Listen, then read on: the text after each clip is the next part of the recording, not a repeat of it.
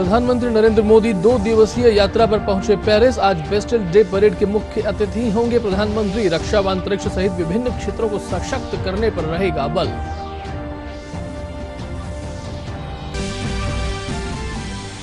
राष्ट्रपति द्रौपदी मुर्मू आज राजस्थान विधानसभा के सदस्यों को करेंगी संबोधित। राष्ट्रमंडल संसदीय संघ के तत्वाधान में आयोजित सेमिनार को भी करेंगी संबोधित। खाटू श्याम जी जाने का भी है कार्यक्रम।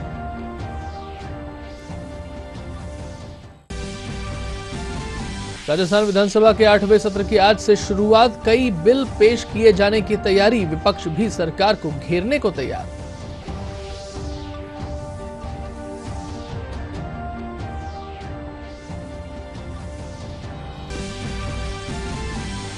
चंद्रयान 3 का प्रक्षेपण आज दोपहर 2:35 पर किया जाएगा launch. Satish Dhawan space centre में सभी तैयारियां पूर्ण।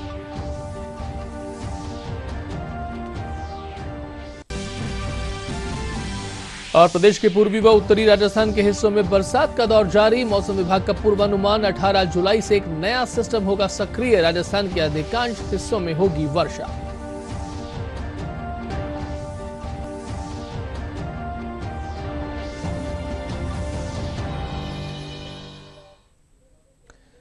नमस्कार, दूरदर्शन समाचारों में आपका स्वागत है। सुबह के 10 बजे हैं। मैं हूं निधीश गोयल और अब समाचार विस्तार से। प्रधानमंत्री नरेंद्र मोदी 2 दिवसीय फ्रांस यात्रा पर पेरिस पहुंच गए हैं, जहां उनका भव्य स्वागत किया गया। पेरिस में प्रधानमंत्री नरेंद्र मोदी की अगुवानी के लिए बड़ी संख्या में भारतीय जन समुदाय भी उपस्थित था। प्रधानमंत्री मोदी उनसे भी खुलकर मिले। प्रधानमंत्री की इस यात्रा के दौरान दोनों देशों के मध्य रक्षा व अंतरिक्ष सहित विभिन्न क्षेत्रों को सशक्त करने पर बल रहेगा। प्रधानमंत्री नरेंद्र मोदी आज बेस्टिल डे परेड के मुख्य अतिथि भी होंगे। भारत की तीनों सेनाओं की एक टुकड़ी भी इस परेड में भाग लेगी। अपने विदेश दौरे के दूसरे चरण में प्रधानमंत्री 15 जुलाई को आबू धाबी पहुंचेंगे। इस मध्य रक्षा अधिग्रहण परिषद की बैठक का आयोजन किया गया है। इसमें फ्रांस से 26 राफेल समुद्री विमानों की आपूर्ति के प्रस्तावों को अनुमति दी गई। इसके साथ ही 3 अतिरिक्त स्कॉर्पियन पनडुब्बियों की खरीद को भी अनुमति दी गई है। प्रधानमंत्री नरेंद्र मोदी आज फ्रांस की राजधानी पेरिस में बेस्टिल डे परेड में विशिष्ट अतिथि के तौर पर शामिल होंगे। भारतीय वायुसेना के विमानों सहित भारत की तीनों सेनाओं की एक टुकड़ी भी इस परेड में हिस्सा लेगी। फ्रांसीसी लोगों के बीच राष्ट्रीय दिवस के रूप में बेस्टिल डे का खास महत्व है। ये दिन 1779 में फ्रांसीसी क्रांति के दौरान बेस्टिल जेल पर हुए हमले की याद दिलाता है। बेस्टिल दिवस परेड बेस्टिल दिवस समारोह का मुख्य आकर्षण। फ्रांस के राष्ट्रपति इमैनुअल मैक्रों ने प्रधानमंत्री नरेंद्र मोदी को Grand Cross of the Legion of Honour से सम्मानित किया। ये सैन्य या नागरिक आदेशों में सर्वोच्च फ्रांसीसी सम्मान है। पीएम मोदी ये सम्मान पाने वाले पहले भारतीय प्रधानमंत्री हैं। और पेरिस में राष्ट्रपति इमैनुअल मैक्रों ने कल प्रधानमंत्री नरेंद्र मोदी के सम्मान में रात्रि भोज का आयोजन किया। राष्ट्रपति ने रात्रि भोज में शामिल होने पहुंचे पीएम का गर्मजोशी के साथ स्वागत किया। पेरिस में भारतीय समुदाय प्रधानमंत्री के स्वागत के लिए उमड़ पड़ा। लासीन म्यूजिकल में हर ओर भारतीयों का उमंग और उत्साह दिखाई दे रहा था। प्रधानमंत्री ने कहा कि भारतीय जहां भी हैं वहां पर मिनी इंडिया जरूर बना लेते हैं। फ्रांस का नेशनल एंथम कहता है मार्शो मार्शो, यानी लेटेस्ट मार्च। हमारे यहां भी वैदिक काल से जो मंत्र हमें प्रेरणा देता रहा है वो है चरैवेति चरैवेति। और यही भावना कल हमें नेशनल डे परेड में भी दिखाई देने वाली है। जल थल नभ में भारत की रक्षा करने वाली तीनों सेनाओं के जवान कल परेड में हिस्सा लेने वाले हैं।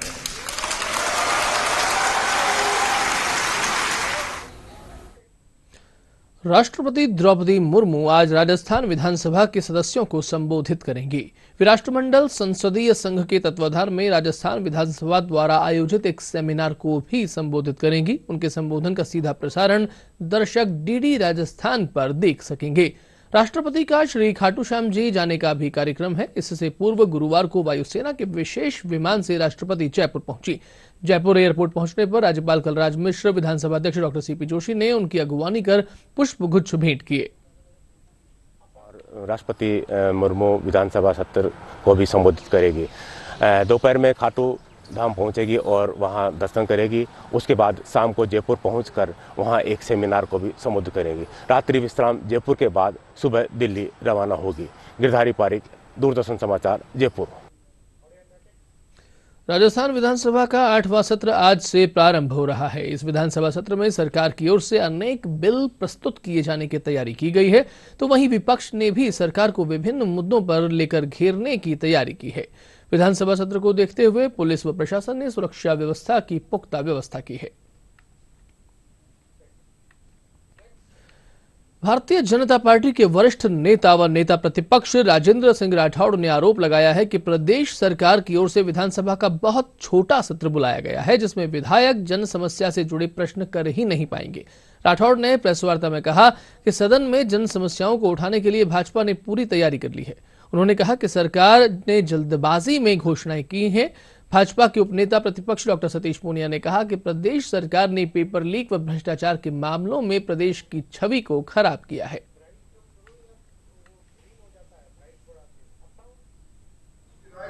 छोटा सत्र और सत्र को बुलाने के पीछे मकसद ये कि आनन फानन में सोशल सिक्योरिटी से लेकर फार्मर डेट लिफ्ट एक्ट से लेकर इस प्रकार के कानून पास करें जिससे जनता में भ्रम हो जाए कि सरकार बड़ी कल्याणकारी सरकार है। राजस्थान विधानसभा जो जनवरी में सत्र आहूत हुआ था वो लगातार अभी तक अनवरत जारी है। सत्रावासन हुआ नहीं।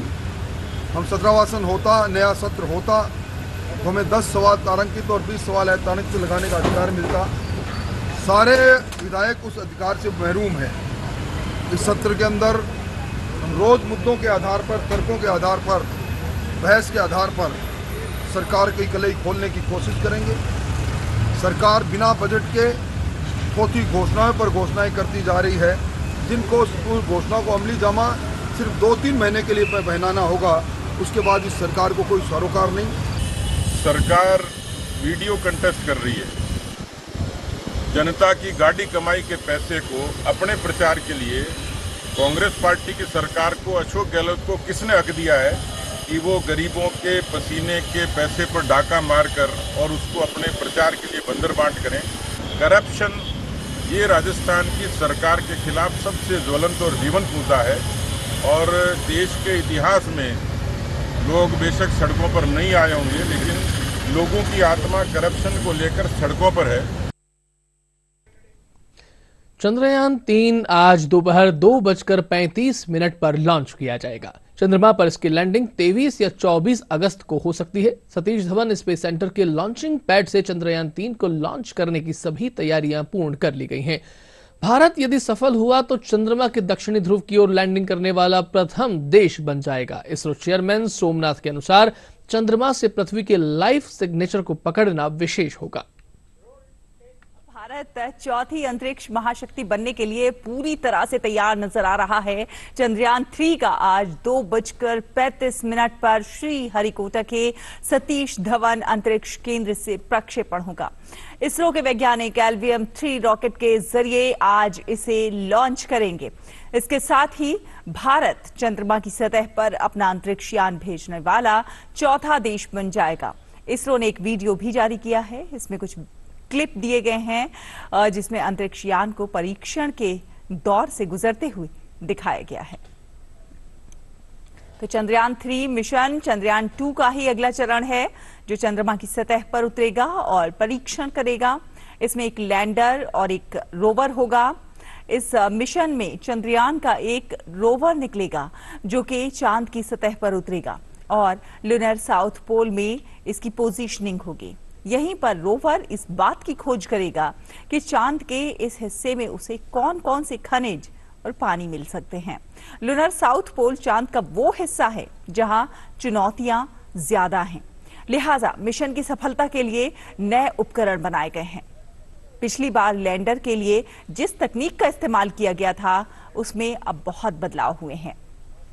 चंद्रयान 2 मिशन की असफलता से सबक लेते हुए इस बार एल्गोरिदम को बेहतर किया गया है। कुल मिलाकर ये मिशन भारत को अमेरिका, रूस और चीन के बाद चंद्रमा पर सॉफ्ट लैंडिंग करने वाला दुनिया का चौथा देश बना देगा। Chandrayaan 3 is going to reiterate India's indigenous capabilities and also firmly place India as an important global player to reckon with. I think the credit for this goes to Prime Minister Modi, because the manner in which the space technology was unlocked for the public-private participation in just 3-4 years, we have 140 startups at ISRO who are a world class, some of them very original, some of the first of its kind. Bhajpa के राजस्थान चुनाव प्रभारी प्रहलाद जोशी आज जयपुर आएंगे। उनके भाजपा कार्यालय में core committee सदस्यों व विधायकों के साथ बैठक करने का कार्यक्रम प्रस्तावित है। राजस्थान में बड़ा प्रशासनिक फेरबदल हुआ है। 39 आईएएस अफसरों के तबादले किए गए हैं। वहीं 2 आईएएस अधिकारियों को अतिरिक्त प्रभार भी दिया गया है। आईएएस शिखर अग्रवाल प्रदूषण नियंत्रण मंडल के अध्यक्ष भी होंगे, तो वहीं महावीर प्रसाद को महानिरीक्षक पंजीयन व मुद्रांक अजमेर का अतिरिक्त प्रभार सौंपा गया है। कार्मिक विभाग ने आदेश जारी किए हैं। दौसा जिले के सांसद डॉक्टर किरोड़ी लाल मीणा का कहना है कि संजय गुर्जर की मौत की सही जांच होनी चाहिए। सांसद मीणा इस मामले में जिला पुलिस अधीक्षक वंदिता राणा से मिले। वंदिता राणा ने स्थिति को स्पष्ट करते हुए बताया कि संजय गुर्जर की मौत फायरिंग में नहीं बल्कि सड़क दुर्घटना में हुई है। एसपी राणा का कहना है कि दुर्घटना स्थल पर जो गाड़ी मिली है उस गाड़ी के चालक ने बताया कि मोटरसाइकिल पर आ रहे संजय गुर्जर की गाड़ी से टकराने के कारण मौत हुई है।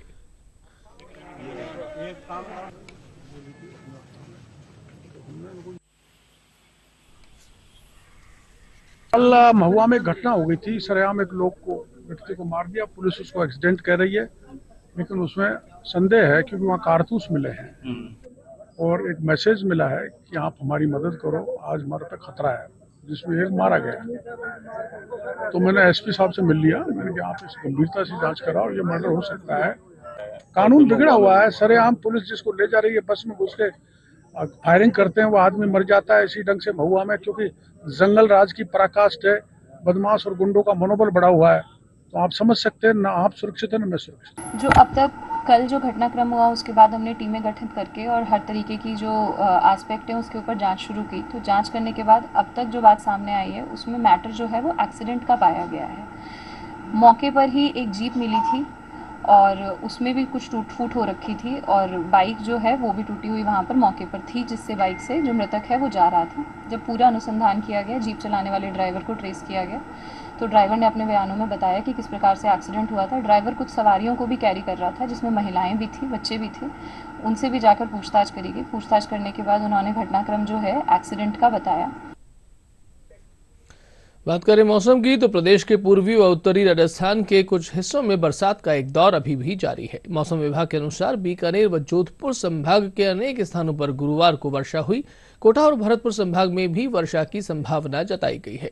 विभाग के निदेशक राधेश्याम शर्मा ने बताया है कि 18 जुलाई से एक नया सिस्टम सक्रिय होने से राजस्थान के अधिकांश स्थानों पर बारिश होने की संभावना है। और आइए देखें एक बार पुनः अभी तक के मुख्य समाचार। प्रधानमंत्री नरेंद्र मोदी 2 दिवसीय यात्रा पर पहुंचे पेरिस। आज बेस्टिल डे परेड के मुख्य अतिथि होंगे प्रधानमंत्री। रक्षा व अंतरिक्ष सहित विभिन्न क्षेत्रों को सशक्त करने पर रहेगा बल।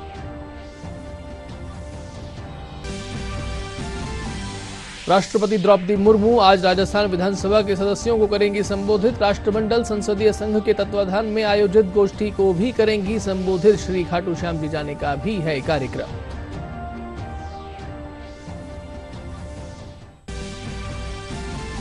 राजस्थान विधानसभा के 8वें सत्र की आज से शुरुआत। अनेक बिल प्रस्तुत किए जाने की तैयारी। विपक्ष भी सरकार को घेरने को है तैयार।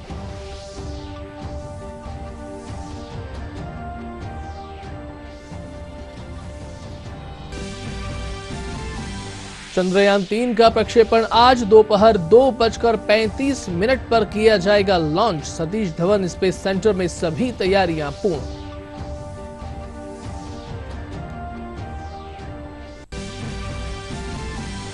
और प्रदेश के पूर्वी व उत्तरी राजस्थान के भागों में बरसात का दौर जारी। मौसम विभाग का पूर्वानुमान 18 जुलाई से एक नया सिस्टम होगा सक्रिय। राजस्थान के अधिकांश हिस्सों में होगी बारिश।